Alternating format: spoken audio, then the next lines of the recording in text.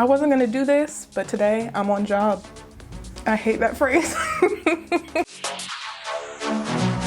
I feel like Love Island is a summer sport.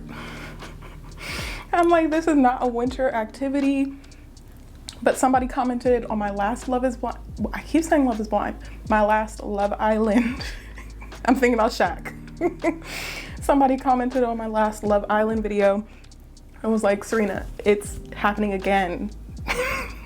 They are at it again. So I decided to come on and talk about it. Let's talk about the mess that is Love Island. We're not gonna focus too much on the way that Black women are treated on the show. I am gonna talk about it briefly because it's important, but we'll digress later on. But to open the season, they had the girls come out. They didn't have viewers pair people together this time, which I don't know if that's good or bad. But Tanya was the first woman out. And I think, like, when I think about the social science aspect of that, when you go first and there is a judging situation happening, usually people get lower scores. So let's say you're in a pageant or some sort of competition. If you go first, people are bound to give you lower scores because they're expecting greater things to happen in the future. Now, we're not scoring people. They aren't scoring people in Love Island, but I have that in the back of my mind when I think of the person who's going to go first, because maybe in the back of the minds of the male contestants, they're like, well, who knows what's coming after this? I don't want to step forward too soon, you know? That's me giving someone the benefit of the doubt. But in reality, as Tanya, the only Black woman out of the first five? Out of the first group, the original girls. She was the only Black woman, and as usual, no, last season there were two, but anyway, Shaq was the only Black man. And he, of course, I shouldn't even say of course, but fortunately, fortunately he stepped forward. And you know, it looked like they could make a beautiful couple. No one was really checking for either of them. No one cared. They could go off and start a relationship and do their thing and live happily ever after. But it wasn't until, I don't even know this man's name, he showed up, and it gave Tanya, I forgot her name, Tanya, another opportunity to meet someone. And she kind of gave it a shot. It's early days, so I didn't blame her for this.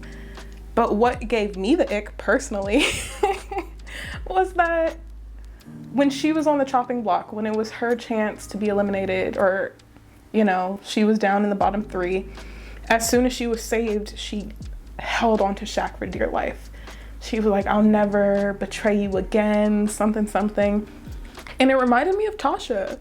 It was giving, like, I'm gonna go see what's happening over here, but when I feel like I'm at risk, I'm gonna go back to my safety net. And that's what Shaq is to Tasha, and it's to Tanya.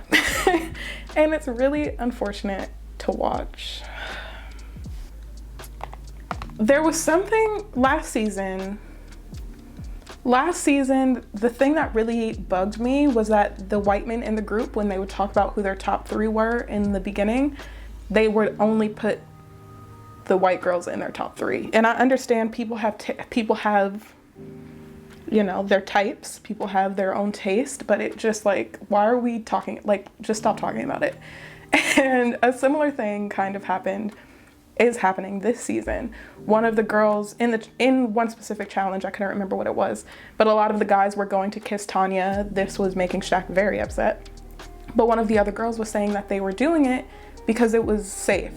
They wouldn't get in trouble with the girls that they were coupled up with because everyone knows that they're not actually interested in Tanya. And that pissed me off. That gave me the ick. When it comes to Shaq, we don't really get to see if anyone is interested in him. There were kind of some whispers of him liking Zara. I think I might have missed him saying that himself, but it seemed like when Zara was there, he might have been interested. When Zara was up for potentially being eliminated, one of the blonde girls was like, oh, Shaq might be interested. What's gonna happen? And again, another example of, like, the Black people and the people mixed with Black are only supposed to be together.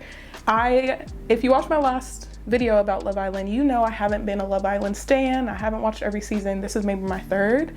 But from what I know, there haven't been any interracial couples that involve a Black woman. And that is, I shouldn't be surprised, but I kind of am. Like, it's 2023, what are we doing?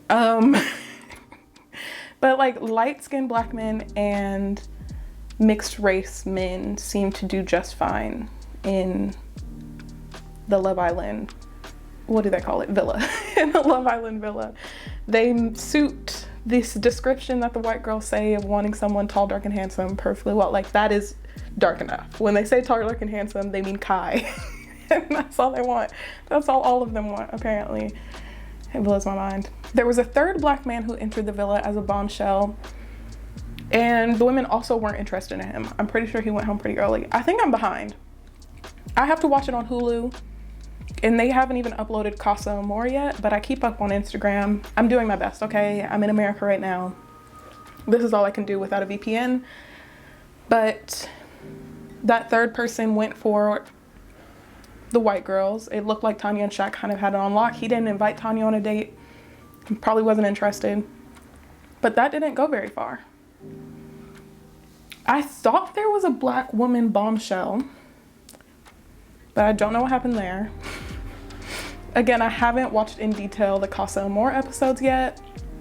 So leave me down below what happened to the Black women that were in there. I know somebody was straddling somebody.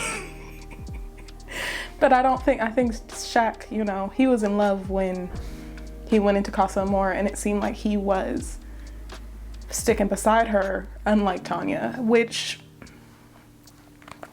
I'm just so disappointed. The way that she treats him, she needs to go home. She needs to be eliminated immediately, and I pray that if she is eliminated, that he does not leave with her. I feel like that's something he would do, and he needs to cut it out. Like, I feel for Shaq a lot. As someone who catches feelings very easily, as someone who likes to put all their eggs in one basket, I understand Shaq, but I want him to open his eyes to what's happening and walk away from the situation. As soon as Shaq arrived, I think the first thing he said, episode 1, is like, I'm here looking for a wife. I want to be wifed up by the end of this. And he laid his eyes on Tanya and was like, this is it. And you can see in some of the early episodes that his insecurities almost lead him to like self-sabotage some things.